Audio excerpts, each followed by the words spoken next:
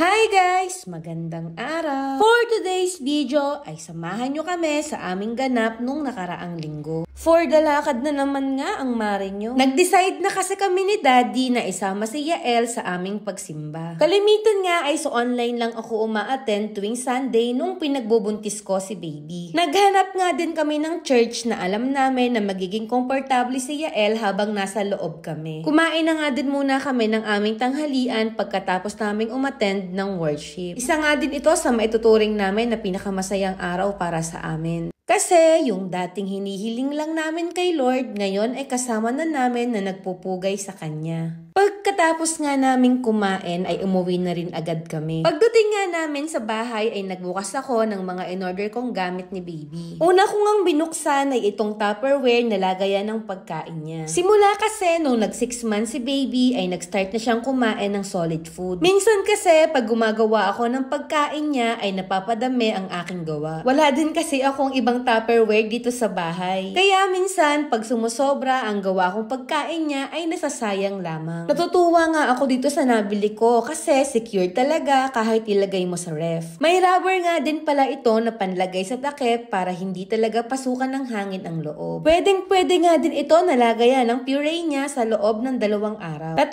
beses na rin kasi siyang kumakain. Mga recommended ko talaga to. Ilalagay ko na lang uli ang link nito sa comment section. Nag-order nga rin ako ng bedsheet ni baby. Paano ba naman kasi napapagalitan na ako ng mga ate ko? Wala daw kasing cover yung foam ni baby na hinihigan niya dito sa aming sala. Ay paano ba naman kasi hanap ako ng tagwa 100 na bedsheet? Ay wala na palang ganun. Yung ganong presyo pala ay panahon pa ng kupong-kupong. Lahat na nga kasi sa panahon ngayon ay nagmamahal. Siya na lang ang hindi. Charot. Nagustuhan ko nga rin tong binili kong bedsheet. Ang kapal kasi ng tela niya. Tapos, full garterized pa nga ang bawat gilid. Nilabahan ko na nga agad yan after kong magbukas ng mga parcel. Hindi ko na nga lang nabidyohan si baby pero gustong gusto niya yung bago niyang bedsheet. Nagustuhan niya kasi yung mga design pati na yung mga kulay. Ito nga yung in-order ko na pinag-isipan ko din muna talaga. Tuwing gumagawa kasi ako ng pagkain ni baby ay dinudurog ko lamang ng kutsara. Yung iba nga ay hindi masyadong nadudurog at sadyang may natitira pa rin na buo-buo. As a first time mom, syempre nandun pa rin yung takot ko pag pinapakain ko siya. Kaya nagtry na ako ng portable juicer blender. Maganda nga rin itong nabili ko kasi 6 yung blades niya. Tapos rechargeable nga siya. Kaya pwede mong dalhin at gamitin kahit saan. Pagkatapos ko ngang i-unbox ay hinugasan ko na rin ito para aking masubukan. Konti nga muna yung nilagay ko. Ngayong araw kasi ay sayote ang pagkain ni baby. Tapos nilagyan ko lamang ng konting kanin. Sa mga nasubukan nga ni baby na gulay, sayote ang nakikita namin na pinakagusto niya. Ang sabi nga ng pedya niya nung huling check-up ay single ingredient lang daw muna ang aming gawin. Hanggang mag 7 months siya. Tapos 3